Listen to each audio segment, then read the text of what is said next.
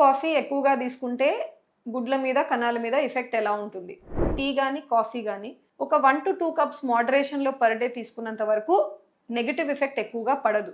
కానీ మీరు దాన్ని ఎక్స్ట్రీమ్గా వెళ్తే, ఓవర్ కన్జ్యూమ్ అయితే అప్పుడు ఖచ్చితంగా నెగిటివ్ ఎఫెక్ట్ పడే ఛాన్స్ ఉంది. ఎస్పెషలీ టీకి కాఫీకి మధ్యలో చూస్తే కాఫీ ఇంకా కూడా ఎక్కువ హార్మ్ఫుల్ టీ కంటే, బికాస్ కాఫీలో మీకు కెఫీన్ ఉంటుంది, టీలో అది ఉండదు.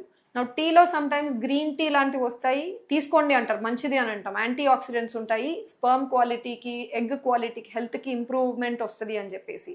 సో మెయిన్లీ కెఫీన్ ఏవేవైతే ఉన్నాయో, కాఫీ కావచ్చు or soft drinks, caffeinated sodas, ఇవైతే అన్నిటికంటే వర్స్ట్ అండి. ఇవి కంప్లీట్గా అవాయిడ్ చేసేయండి. టీ కాఫీ లెవెల్లో వరకు మాట్లాడితే మాత్రం 1 to 2 కప్స్తో మ్యాక్సిమం లిమిట్ చేయడానికి ప్రయత్నించండి. Caffeine 200 to 300 milligrams per day. ఎగ్ని స్పర్మ్ని ఎలా అఫెక్ట్ చేస్తుంది? స్పర్మ్ గురించి మాట్లాడితే స్పర్మ్ నంబర్స్ తగ్గే ఛాన్సెస్ ఉంటాయి, కదలిక శాతం తగ్గచ్చు, స్పర్మ్లో ఉన్న డిఎన్ఏ, ఆ డిఎన్ఏ డ్యామేజ్ ఎక్కువగా ఉండొచ్చు ఓవర్గా కన్జ్యూమ్ చేసే వాళ్ళు ఈ కెఫీన్ని. సిమిలర్లీ ఎగ్ హెల్త్ మీద కూడా ఎఫెక్ట్ పడుతుందండి. ఎగ్లో కూడా సిమిలర్లీ మీకు జెనెటిక్ మెటీరియల్ ఉంటుంది, ఎగ్ క్వాలిటీ ఎఫెక్ట్ అయ్యే ఛాన్సెస్ డెఫినెట్లీ ఉంటాయి. అబ్జర్వబుల్ అమౌంట్స్లో, మినిమల్ అమౌంట్స్లో కన్జ్యూమ్ చేయడానికి ప్రయత్నించండి.